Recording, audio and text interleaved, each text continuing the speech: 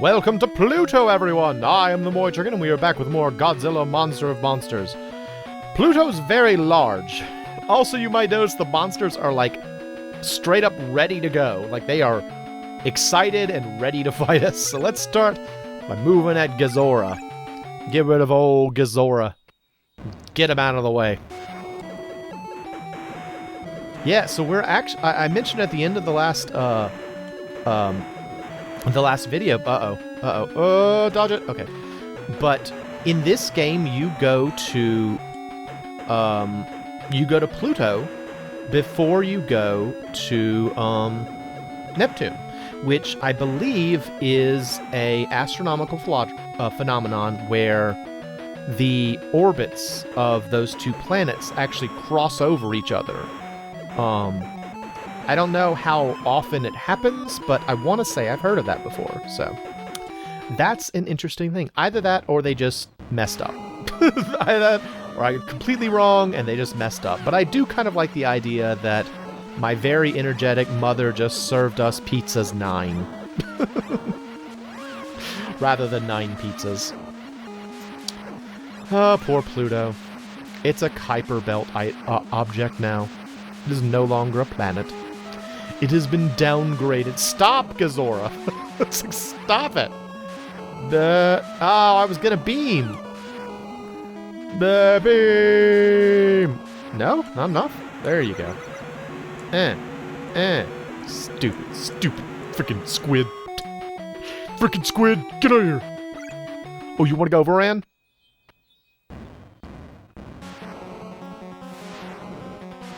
Yeah, get it.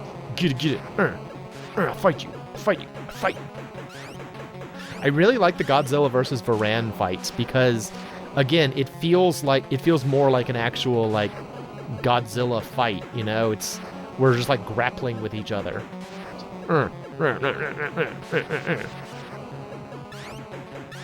Yeah, get it. Get it. Bring it on. Godzilla. Get ready for the beam. Beam! My nuclear breath! Oh, doggone it. No, I want to... Well, we'll go ahead and move Mothra towards Hedorah. It's important. I need to get her over there, so... Death jellyfish.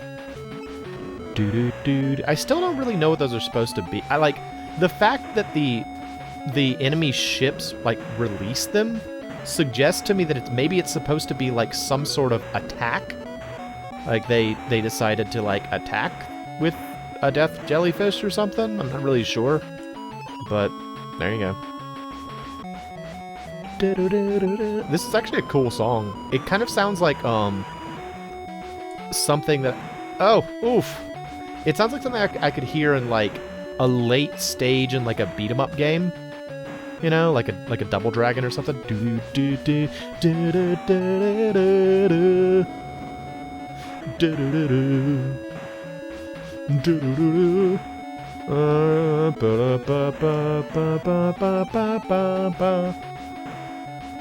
I want Pizza Hut. It's just what came to mind. I was like, I want Pizza Hut. I haven't had Pizza Hut in a while. You like Pizza Hut? Do you have a favorite pizza place? I wouldn't say Pizza Hut's necessarily my favorite pizza place. And in fact, within recent months, I've been pretty burned by, like, pizza places in general. Like, I always wind up with, like terrible, like, heartburn and nausea after eating pizza. And, like, I find that I generally do better if I get, like, pizza from, like frozen pizza. Like, I really like DiGiorno pizza. I think it's very good. Although, again, sometimes I accidentally undercook it, and you wind up with the same sort of nausea problem. Man, frickin' Mogura. Just get out of here. You ain't nothing, Mogura. Alright, let's go back to the Varan fight.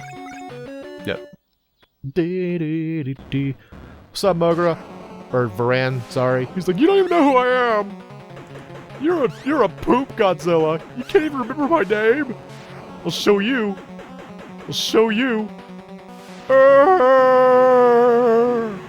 Get out, get out, get out. I like kicking them as they sink.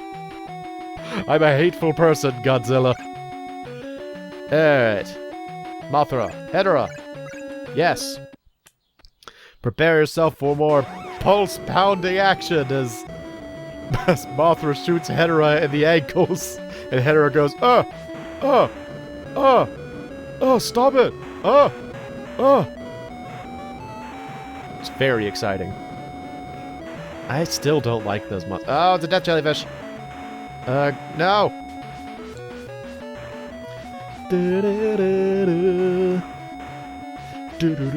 Like, it just sounds like such a...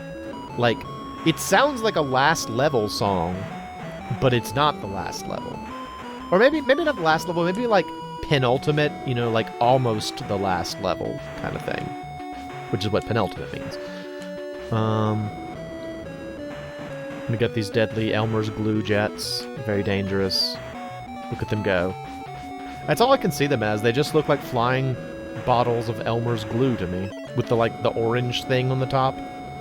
Y'all know what I'm talking about with the orange thing, right? Where it's like, the Elmer's glue had, like, that little orange top on the top. I don't know. It's like a little screw top thing.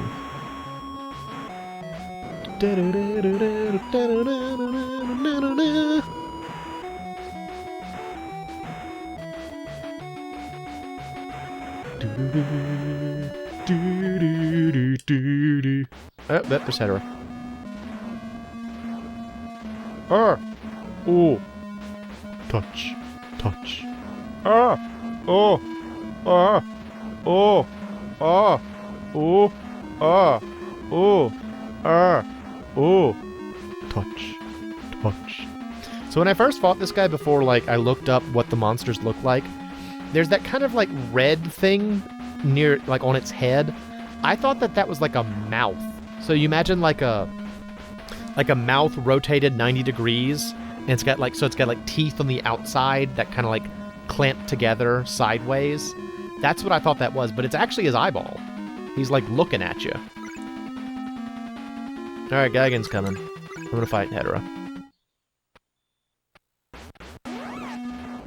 Like, the big problem with fighting monsters as Mothra is that since, like, all of her damage is just kind of... It's, like, slow whittling them down. You don't want to let them get too much health back. Because for every round you let go by without fighting them, they get back more health. So you just gotta stick on them like glue. As they try to touch your beautiful wings. And you just keep shooting them in the legs. It's very exciting. But it works. It works. That's the important part. Hedorah's like, this time will be different. Ah! Oh! Ah! Oh! Ah! Oh! Ah! Oh! Ah! Oh! Ah! Oh! See you later. Have some poison. See you later. Alright, now fight Baragon. Oh, sweet! Yeah, these are cool. It's worth it to actually fight through these and, like, destroy the ship, because you get a lot of experience points for doing so. So, I want to do that. I want to do that. I didn't really understand how the experience worked the first time I played this game. Like, the idea that, you know, when you defeat, like, the giant brain monsters, or you defeat these things, that's how you, like, level up. I just thought it was, like, supposed to obstruct your path, which is why I never understood why you could just kind of, like, walk past them. Yep. Yep. Yep. Yep. So while I'm defeating Baragon again, have I told y'all about the creepypasta associated with this game? It's very stupid, as many creepypastas are. But it's like, I think I mentioned this at the beginning of the series, that most of the people I talk to about this game either recognize it from, like, internet reviews or the creepypasta. And so, I've actually read the creepypasta. Like, I don't, you know, y'all know me, I'm a chicken. I don't like scary things for the most part. But I was just so surprised that there was a creepypasta about this kind of somewhat obscure NES game that I had to read it. It's so stupid. Like, it's just such a dumb thing. It's like, the general premise behind it is that, you know, standard creepypasta setup, guy finds, like, you know, an unlabeled copy of this game from, like, a flea market and brings it home. And he remembered playing it as a kid.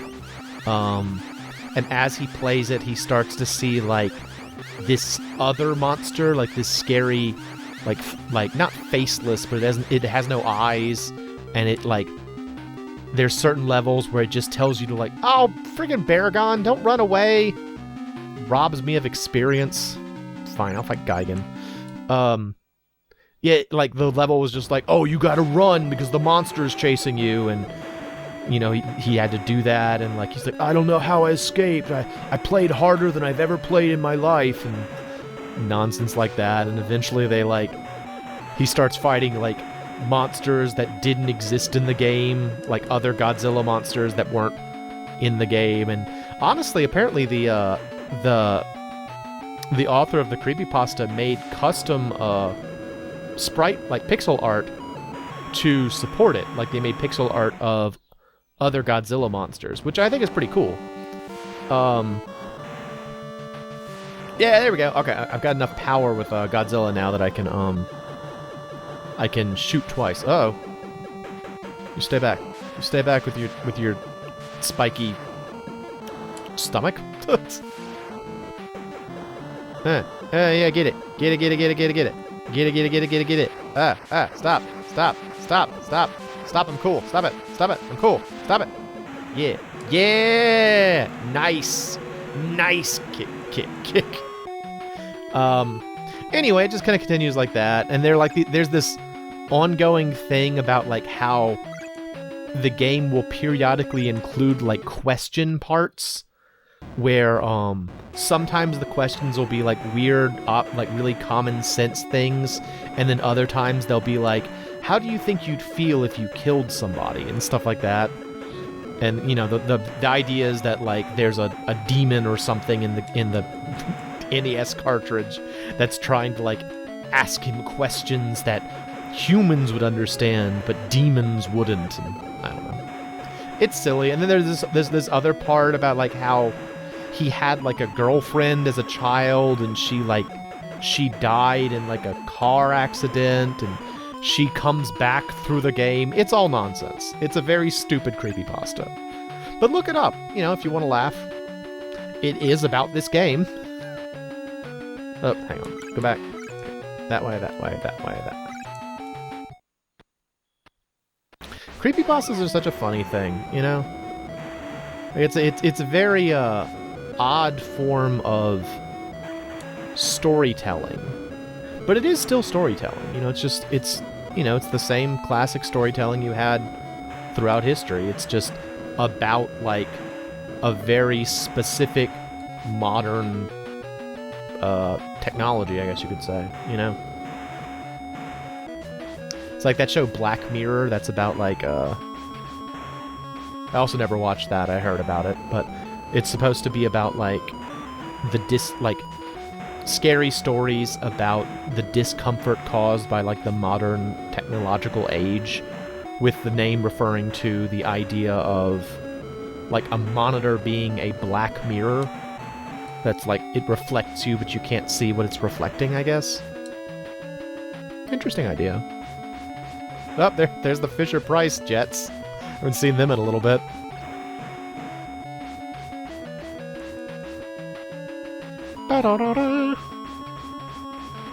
You have a favorite creepypasta? Again, I don't read too many of them. I think the only ones I've ever read were the Godzilla one and the one about the cursed, it was like Pokemon Silver cartridge. That one honestly got me, because there was some creepy imagery associated with it, and I did not like the creepy imagery. And so that one upset me a lot. But, oh, and I guess I also read some of the ones about Lavender Town. Which again are just so like, it's so dumb. Like so many of them are like really stupid in the way they're told. But they'll get you. I mean, they'll get you if you are prone to taking things too seriously. Oh gosh, the jellyfish got me. And I'm like that, you know. I take games too seriously. I get too into games, and yeah, those kind of things will get me. But and no shade towards the people that make them. Like if you like making them, great, have fun. You know, have a lot of fun. It's like people that like to make, you know, ghost stories. It's just a good time. Not for me, because I'm chicken, but other people, it's a good time. I'm trying to think if there was any other, like, scary media I used to watch. I know when I was a kid, I was one of those people who was genuinely afraid of Are You Afraid of the Dark? Like, I couldn't watch it. Which is a shame, because I actually really liked Snick. For those who are too young to know, back in the day, Nickelodeon had a segment on Saturday nights, starting I think around 6 o'clock, called Snick, which stood for Saturday Night Nick. And it was a show block that was oriented towards teenagers. It was supposed to be like teenager programming. And I want to say the original lineup for it was Kablam originally on it? I think Kablam was originally on it. I'm not 100% on that one, but I think Kablam started on there. They had Roundhouse, All That, and Are You Afraid of the Dark? Mecha Godzilla, baby. We're gonna fight Mecha Godzilla. Yeah! Yeah, Mecha Godzilla! Just another really cool monster. Mecha Godzilla was especially cool if you liked Power Rangers. And I did like Power Rangers as a kid. I was way into Power Rangers as a kid. And, like, Mecha Godzilla basically looked like the Dragon Zord. And I love that. Or I guess I should say the Dragon Zord looked like Mecha Godzilla. Oh, geez. Get out of the way. Okay, yeah. No. So it's like, oh, Mecha Godzilla is so cool! Plus, I don't know. I love giant robots, and the idea that, like, they invented... Oh, no! Oh, that was a bad hit. Oh, those things could do so much damage to you. Awful. Awful. Yeah, the idea that, like, I think Mecha Godzilla was originally a human invention in one of the Godzilla movies where Godzilla was the bad guy. And they invented him to, like, protect Earth from Godzilla. Which is also just a cool idea, you know?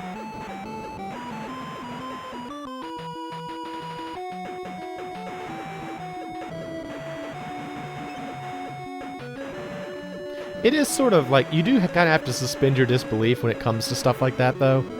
Like, oh, here's one. I mean, even just kaijus in general, like, how do they support their body weight? Not explained. Doesn't need to be explained. Maybe their bones are super thick. Maybe they have multiple skeletons within their bodies. Maybe their skin acts as like an exoskeleton. I mean, there's plenty of possibilities, most of which are probably scientifically ineffective. But, you know, you don't care about that. You don't care about that when you're watching one of these movies. It doesn't matter. It doesn't matter. It's just a big, scary monster. Mecha Godzilla. Yeah, look at him. He's got a terrible theme song, and I'm gonna punch him a bunch. I gotta get close. Beam! So I found that Mecha Godzilla is better fought as Mothra because of the beams he uses. So like Mecha Godzilla loves to fire these little beams, which will knock you back. But if you position Mothra correctly, you can actually avoid the beams for the most part.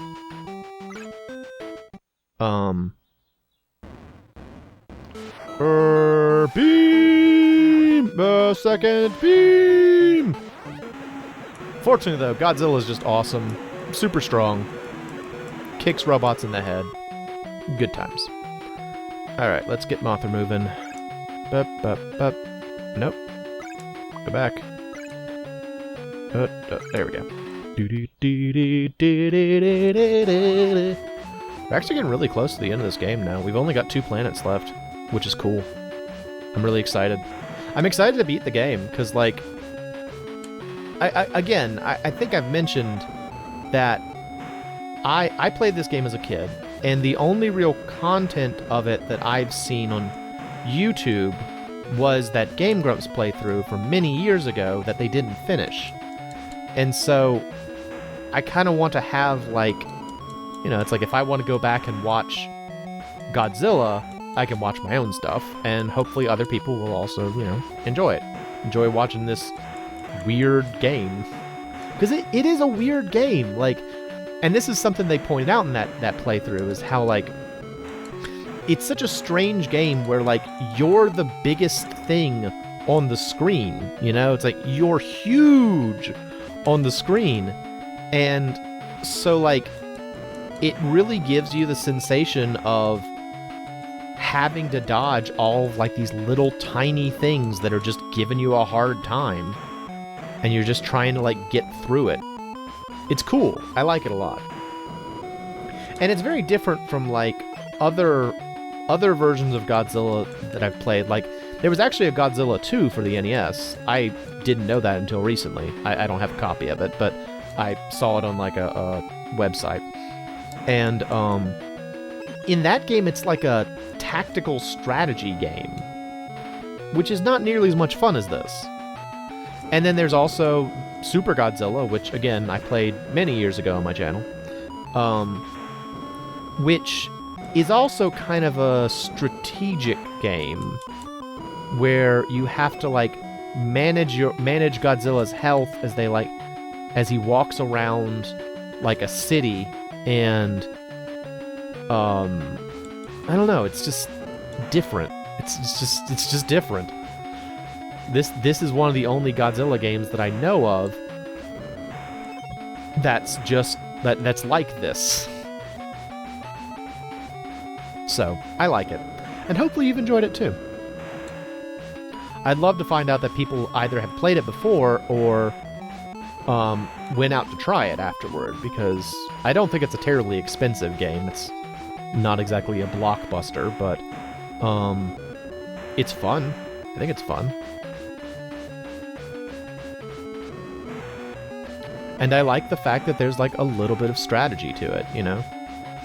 Like, who you use matters, where you move them matters. All that. I think that's interesting. Alright.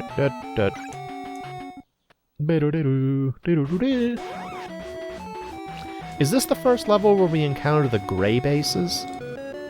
It may be. So, thus far, when we've gone to the final zones, they're always either, like, gold or green. But they've also got gray ones, which feel very important when you encounter your first one. Yeah, here it is! Ah, it's so gray!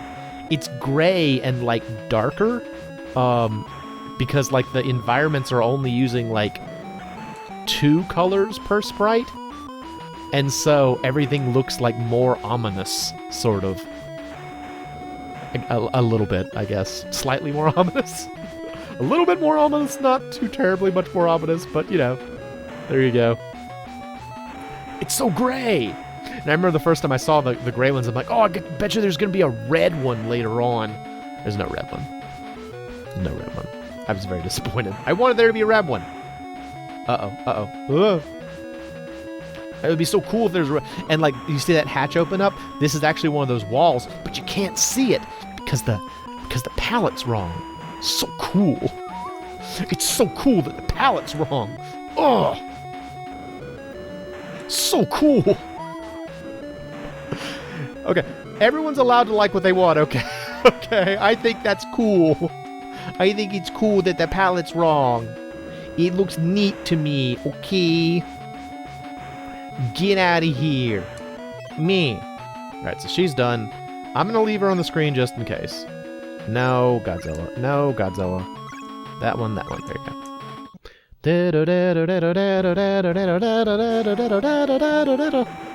Punch, punch, punch, punch, punch, punch. Punch, punch, punch, punch.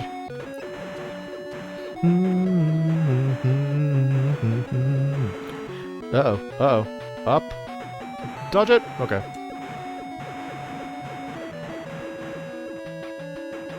So what would you say, those who have been watching this, what would you say is your favorite battleground environment? What do you think is the coolest battleground we've seen? Because I think we've seen all of them at this point. For me, I think my favorites are probably the squid ones. The ones that look like the background's just like a bunch of weird squids. I like those. I think they're neat. Probably followed up by... probably these. Like, these are extremely annoying to get through, but they also feel, like, significant and important, and I kind of like that. So, I really like these sections. Plus, I don't know, it just feels like you're doing, like, a trench run as Godzilla. It's like I gotta shoot a proton torpedo at the end. Blow up the Death Star. As Godzilla. Godzilla believes in the Force. Yep. Alright. Bep, bep.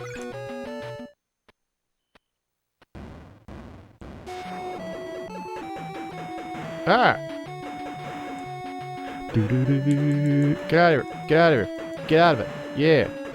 Get punched. Punch, punch, punch, punch, punch, punch, punch. Thank goodness for auto controllers. This is much easier than having to hammer the punch button over and over again. Kick, kick, kick, kick, kick, kick, kick, kick, kick. Punch, punch, punch. Kick, kick, kick, kick, kick, kick, kick, kick, kick, kick, kick, kick.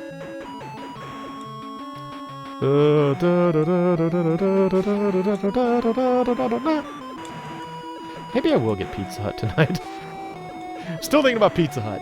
The only problem with me getting Pizza Hut is that, like, there aren't any Pizza Huts near me. So, like, if I want to get Pizza Hut, I have to, like, order it through, like, a food delivery service. Which isn't necessarily a bad thing, but I watched John Oliver, like, a Last Week Tonight recently about it. Oh, and if you ever want to feel bad about something in your life, watch a John Oliver piece about it. He has an amazing ability to make anything sound like a human rights violation. It's not that I don't believe him. I think he's probably right. It's just that the world is awful. It's just that, like, you know, everything he talks about is super depressing. He talked about, like, the problems associated with food delivery, and I don't know, it kind of soured me on it a little bit, but at the same time, I don't want to go get it. At the same time, I'm lazy. I don't want to go and pick it up myself.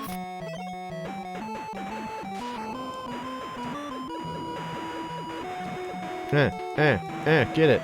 Get it. Yeah. Yeah, yeah, yeah. Yeah, yeah, yeah.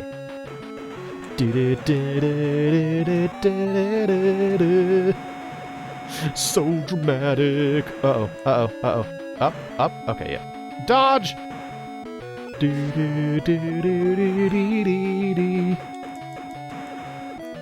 Anybody out there have good suggestions for places to go and listen to video game music? It feels like that should be a thing. Like, there should be a radio station for video game music, right? Neptune. Yeah, see, Pluto and the Neptune. It's super weird. Let me know if you got any ideas. Anyway, we have arrived at Neptune, which is absolutely full of bases, so I hope you'll come back and join me for that. I am the MoeChicken. This has been Godzilla Monster of Monsters, and thanks for stopping by. It's a long freaking episode, jeez.